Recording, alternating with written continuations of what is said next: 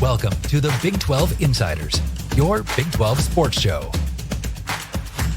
Here's your host, Brien Hanley. Hey, everybody, what's going on? This is your man, Big B, Brien Hanley. Welcome back to the Big 12 Insiders. We appreciate everybody being in here.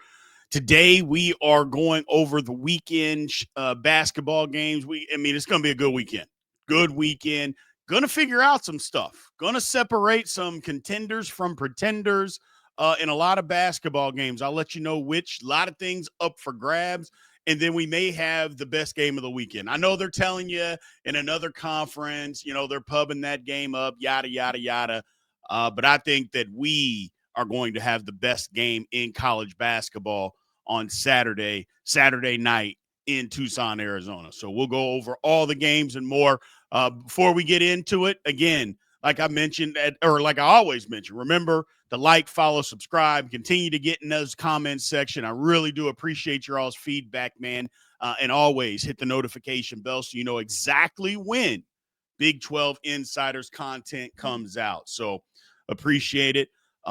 Let's get into it. So first things first, TCU is going to Iowa State. Look, Iowa State lost 3 in a row. Not necessarily in a good way right now. Hadn't shot the ball very well over the last 3 games. They got to get back going. Look, TCU's been ultra inconsistent. They're coming off a win. In my opinion, this actually kind of sets up for Iowa State to blow them out. The game is in Ames. The crowd's going to be loud. They're going to be fired up to come out and play well. They got a horrible taste in their mouth from the last time that they were on the court. Again, nothing in the Big 12 would surprise me. Don't get me wrong. I'm just saying this one sets up for Iowa State to get off of the snide here. Moving on. A really good game in Manhattan, Kansas. KU coming to town. Look, K-State has turned their season around, or so it appears. They lost 6 in a row. People were thinking they may not win another game this year. That's how bad they were playing. It's been the exact opposite. They've won 4 straight, looked really good in doing so, kind of have more defined roles on what people need to be doing. A lot of talk of them simplifying some stuff. But you could also say their season turned around in the second half in Lawrence. When was that? Back January 28th. That they played a really good second half against Kansas, and had they not been getting the doors blown off of them early in the game, who knows what that game would have looked like. Heck, they got it to 6, so you don't know. But that's where a lot of people are really pinpointing where they turned their season around, because they played well the next game at Baylor for the first 33 minutes of that game, and then they went on their winning streak. KU's been inconsistent. Win one, lose one, win one, lose one. Now they've won one. We'll see what happens. I mean, they dealt with the injury bug themselves, but this is kind of the time where Kansas starts to get rolling, but we'll see. We'll see. They've been an inconsistent bunch. They're on the road. Over the last couple of years, K-State's played them pretty well in Manhattan, so we'll see. I'm interested to see those. It should be a real good basketball game Saturday afternoon in Manhattan, Kansas. Next up, we got UCF at Baylor. UCF is fighting for its NCAA tournament life. They went from firmly in the tournament over the last 2 weeks to being one of the first 4 out. They've lost 4 or 5. No, I take that back. They've lost 5 of 6. Ugh. And it's just not looking good. A game that they let get away last time out. They lost at home to Cincinnati. We'll get to Cincinnati here in a minute. But, if you want to win, you want to make the tournament, this is a game you got to find a way to win. On the road, Baylor's a good basketball team. You got to figure out how to win. Baylor's been decimated by injuries. Look, when they're healthy, they're really good, but they haven't been. I mean, heck, the last game out, they were basically playing 6 guys. I mean, one guy played 3 minutes. So they played 6 guys on the road at Texas Tech. They put up as much a fight as you could, but their most talented player didn't even play in that game. So it's tough when you don't have healthy bodies. It's really tough, and especially when a guy that may be your best player, I know he's a freshman, he might be your best player, he's not out there. It makes it really, really difficult.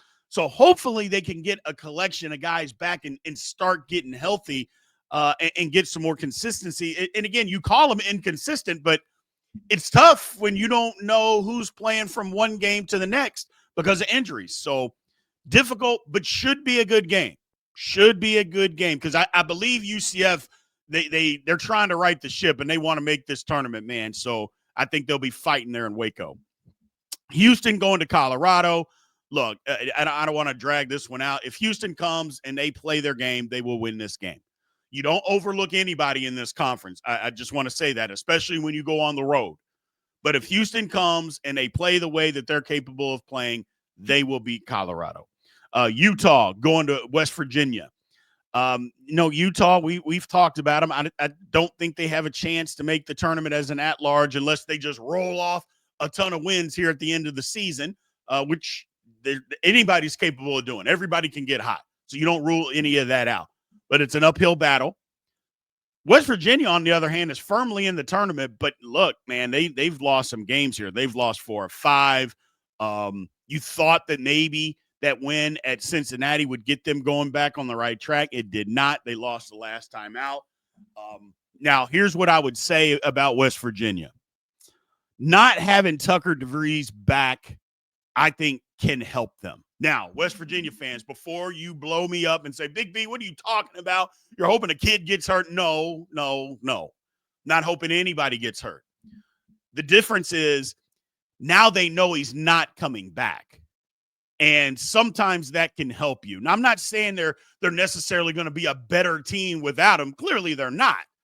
But they don't have that in the back of their mind. Well, he's going to come back. He's going to not save us necessarily, but he's going to come back. He's going to be an added piece, yada, yada, yada. Now that they don't even have that as a fallback plan or another option, he's not coming back. Okay, great. Now it's on us. Now we can't rely on him coming in and adding to what we have and kind of getting us right. We got to get ourselves right. That's what I mean by this can help them. Just psychologically, if nothing else. Clearly, he makes them better. But they're in a tailspin here, and they got to get themselves out of it. And they don't have anybody to necessarily come and bail them out. That's what I mean. So I think this is an opportunity. Got to win this game, though. Got to win this game. You lose this one. They're firmly in the tournament right now, but you lose this game at home, that selection, that bubble, they're going to be on it.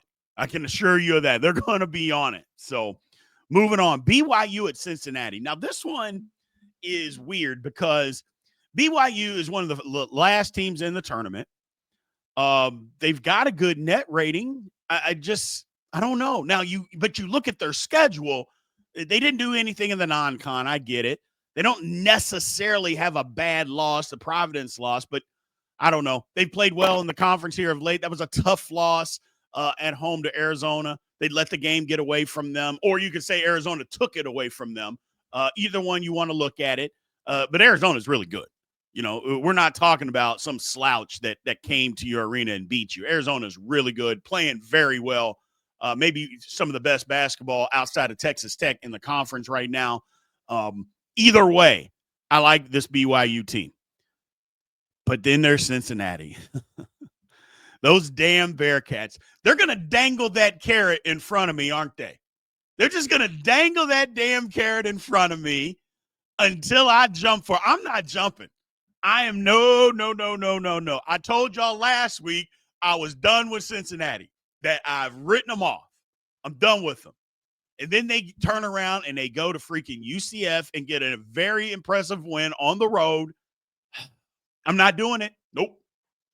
Win this game, Cincinnati. You win this game, Bearcats, and then I will jump for the carrot. I will jump for the carrot. And on Monday, you can tell me, Big B, you should have jumped for the carrot earlier. Okay, but I'm not doing it right now. No. I'm not going to do it. And that's the thing, because I know Cincinnati is better than what they're – I know they are.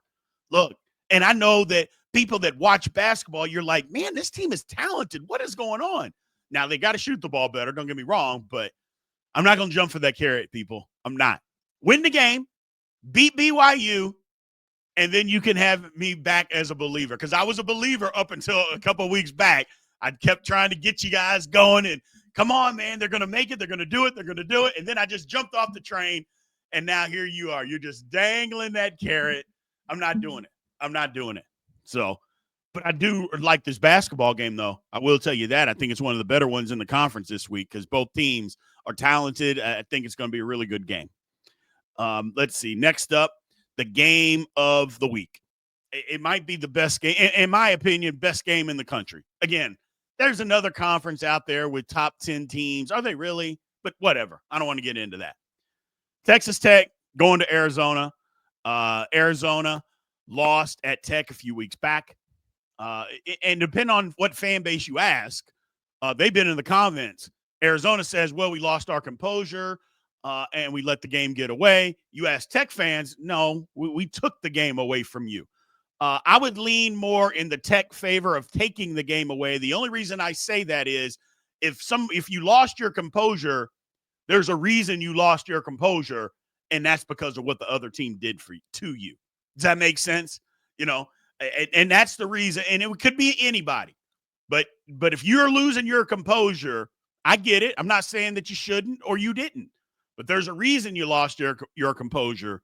And it's because of what the other team was doing. Having said that, this is going to be a great basketball game.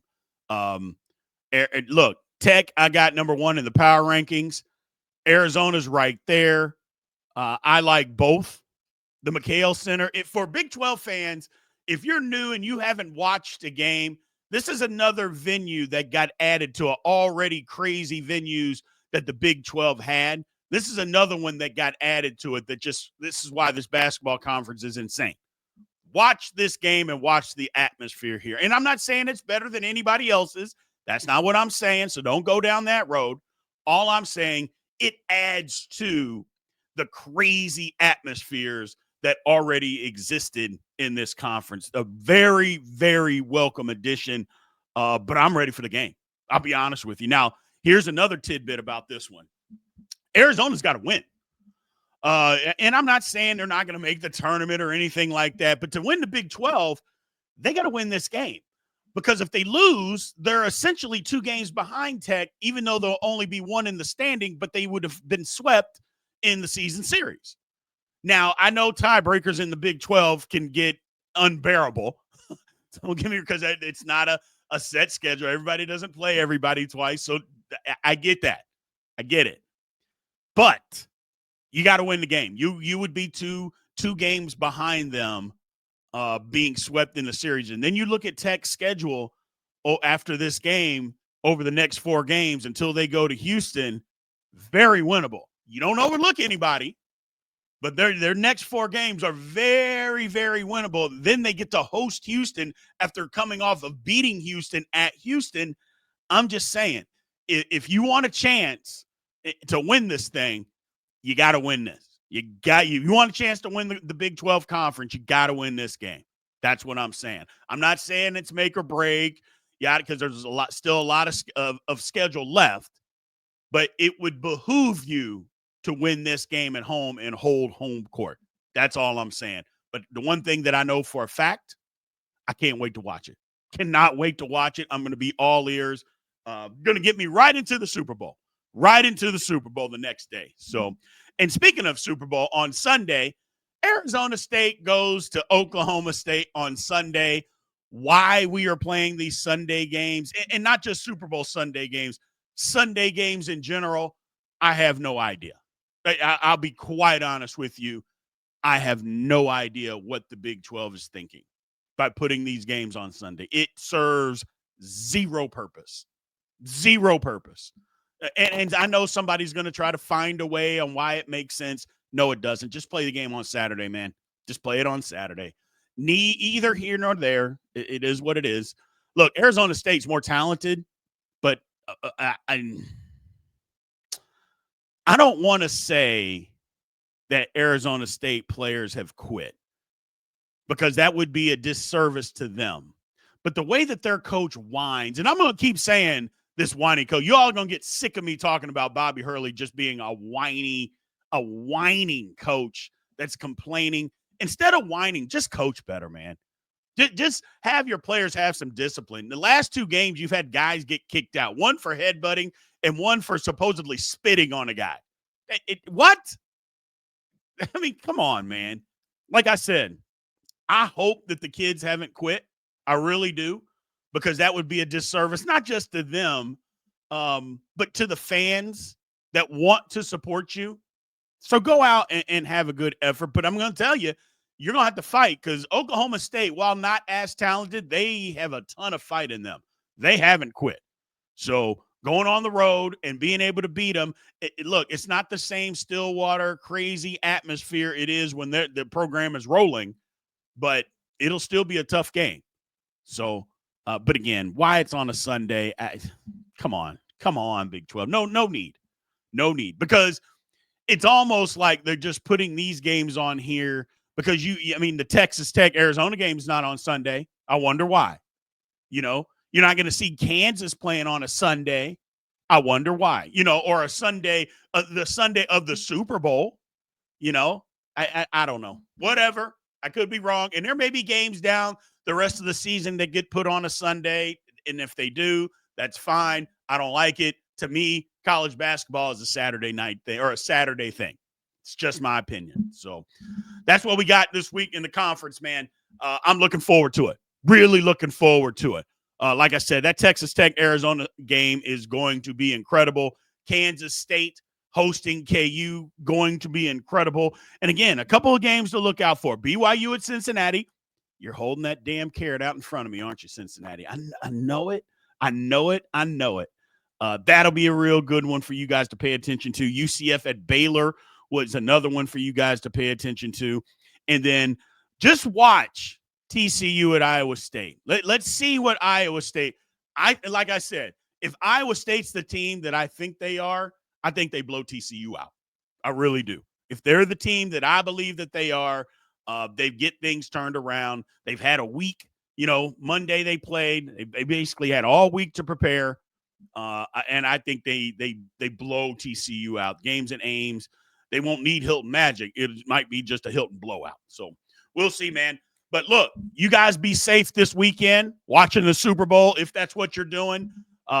Looking forward to talking to you guys and doing the recap on Monday. There was a couple of you guys that asked me to talk about transgender in sports. I'm not going to do that, man. I'm not a political person. I'll say this. If you're a man, play with men. If you're a woman, play with women. Period. End of story. I'm not getting into any more about it. Just not going to do that. At least not on this platform.